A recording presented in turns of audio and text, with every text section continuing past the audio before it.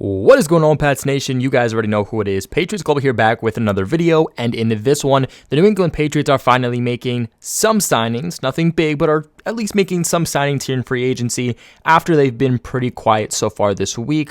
But according to Mike Garafolo, the Patriots have signed free agent offensive tackle Calvin Anderson to a 2-year deal. And that's the really interesting part straight off the bat about this move, is that the Patriots are signing Calvin Anderson to not just a 1-year deal, but a 2-year deal.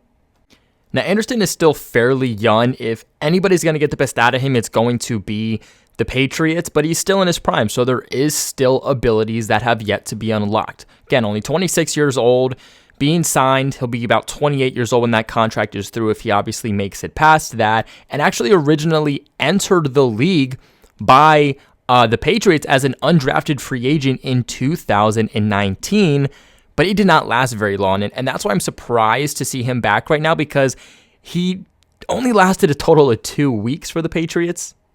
But it didn't take him too long to find a home 2 weeks after the Patriots signed him, because right after New England left him, he was claimed off of waivers by, of course, the New York Jets. Now, just a month after he was put on the New York Jets practice squad, not their active roster, but their practice squad, he was poached from by the Denver Broncos. For the majority of the next 4 years of Anderson's career, he did spend them with the Denver Broncos, and he saw action in 41 games, and in those 41 games, did start in 12 of them. So this isn't just a guy who you claim off the streets is equivalent to the Patriots drafting a UDFA, has absolutely no substance, and really has no purpose. There is a purpose to the signing, and it does bring substance. It brings an actual aspect here to the New England Patriots, and not just a guy that you're like, okay, well, he's going to be cut in about a month. Now, out of those 12 starts in his career, 7 of those actually came just last season, which is probably a big reason why the Patriots are bringing him in, because he actually got some real NFL game time in a regular season fairly recently.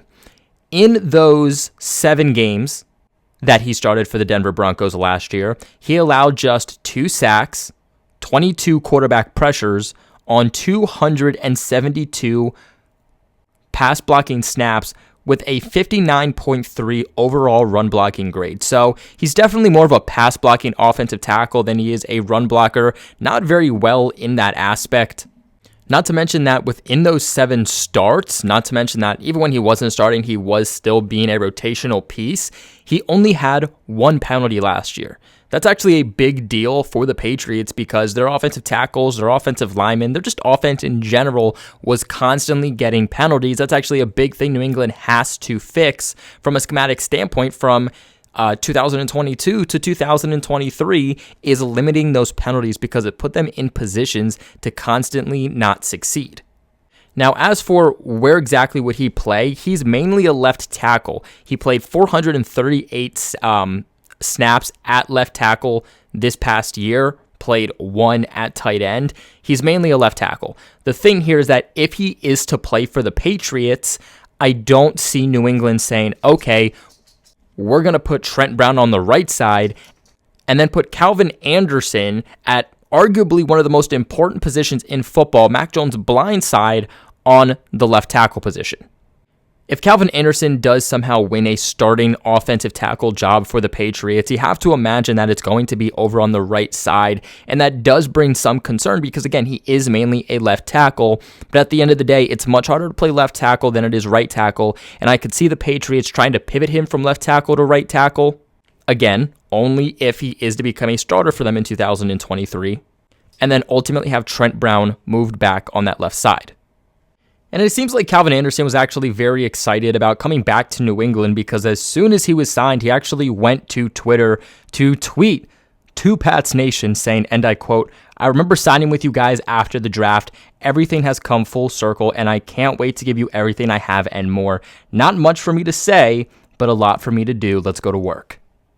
Now, he does have a decent size. I would say he is definitely a little undersized for a tackle, especially if he's going to be a left tackle. 6'5", 300 pounds. You'd want him to be a little bit bigger. but it's definitely not something that I think is going to end up hindering him whatsoever.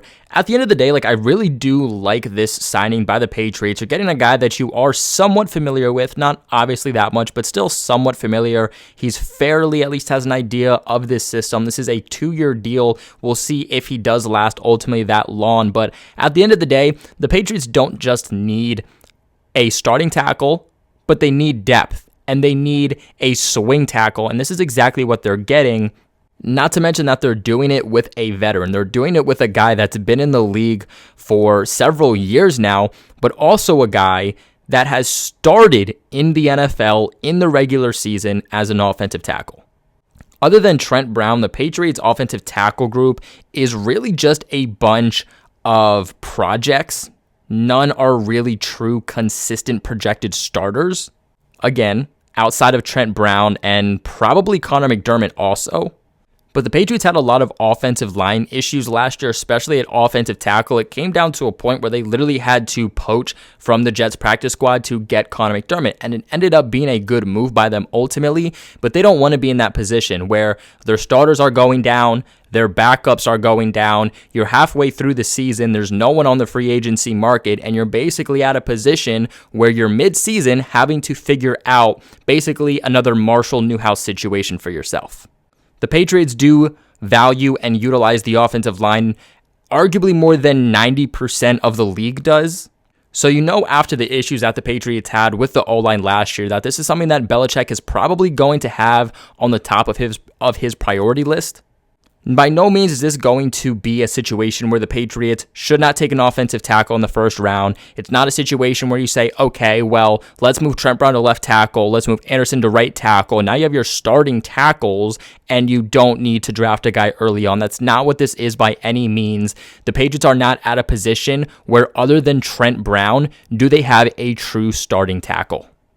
But again, as a guy to fight for a roster spot, to be a depth piece, to be a rotational piece, and to be that swing tackle for you, a guy that has in his experience in the NFL played on both sides of the line, just mainly as a left tackle, you definitely cannot argue with the signing. Again, Patriots signed offensive tackle Calvin Anderson to a 2-year deal. What are your guys' thoughts on this move? Let me know in the comment section below. Remember to also leave a big like on this video. Really helps me in the channel out and telling YouTube, hey, this guy's doing pretty good.